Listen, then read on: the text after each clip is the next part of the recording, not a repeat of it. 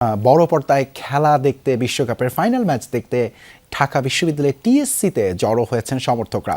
সেখান থেকে এবারে সহকর্মী শওকত মঞ্জুর শান্ত যুক্ত হচ্ছেন। শান্ত, সমর্থকরা তো নিশ্চয়ই ভিড় করতে শুরু করেছেন, তো ফ্যানদের অভিব্যক্তি জানতে চাই আপনার মাধ্যমে।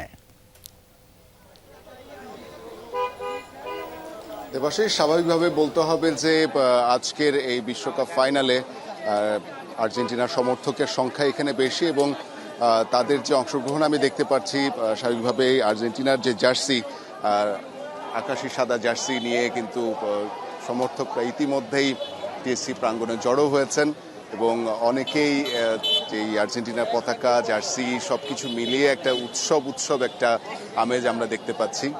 কেউ কেউ ইতিমধ্যেই ট্রফি হাতে নিয়ে ফেলেছেন, ট্রফিতে চুমু দিচ্ছেন। স্বপ্নের যেই বিশ্বকাপ, সেই বিশ্বকাপ অর্জনের যেই রাত্রি, সেই রাত্রি আজকে এখানে রচিত হচ্ছে। এবং বলতে হবে যে ঢাকা বিশ্ববিদ্যালয়ের দুইটি স্থানে বড় পর্দায় খেলা দেখার আয়োজন রয়েছে। একটি খোদ টিএসসি প্রাঙ্গণে, দ্বিতীয়টি মহসিন হল মাঠে। এবং এই আয়োজনে অসংখ্য ভক্ত অনুরাগী কিন্তু অপেক্ষমান থাকেন। এই পুরো মাস জুড়েই তারা কিন্তু খেলা উপভোগ করেছেন এবং প্রত্যেকটি ম্যাচেই আমরা দেখেছি যে বিপুল পরিমাণ সদস্যদের উপস্থিতি ছিল। এবং আমরা একটি তথ্য বলতে চাই যে ঢাকা বিশ্ববিদ্যালয়ে যাতে কোনো প্রকার অনাকাঙ্ক্ষিত পরিস্থিতির সৃষ্টি না হয়, সেই জন্য কিন্তু ঢাকা বিশ্ববিদ্যালয়ের যে প্রক্টোরিয়াল টিম রয়েছে, সেই টিম কিন্তু ইতিমধ্যেই কাজ শুরু করেছে। এবং আমরা দেখেছি যে শাহবাগ থানার সামনের যে অংশ, সেখানে ব্যারিকেড দিয়ে যারা বহিরাগত তারা যাতে ভিতরে প্রবেশ করতে না পারেন এবং ঢাকা বিশ্ববিদ্যালয়ের শিক্ষার্থীদের যে কার্ড রয়েছে, সেই কার্ড ছাড়া কেউ যাতে প্রবেশ করতে না পারেন, সেটি কিন্তু তারা এখানে নিশ্চিত করার চেষ্টা করছেন। এবং বহিরাগত যারা এখানে বিভিন্ন দোকানপাট দিয়েছেন, ব্যবসা প্রতিষ্ঠান খুলে বসেছেন, তাদেরকেও এখান থেকে উচ্ছেদের চিত্র কিন্তু আমরা দেখেছি।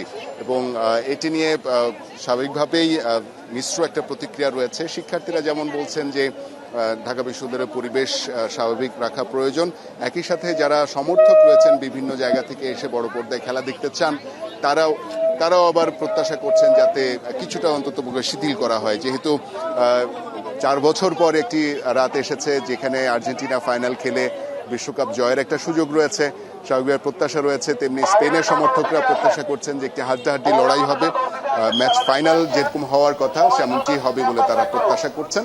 এবং সবাই প্রত্যাশা করছেন যে এবারের বিশ্বকাপ সফল হবে এবং সবাই আনন্দ আয়োজনে আবারও মেতে উঠবেন 4 বছর পর। ধন্যবাদ শান্ত আমাদের সাথে যুক্ত হওয়ার জন্য।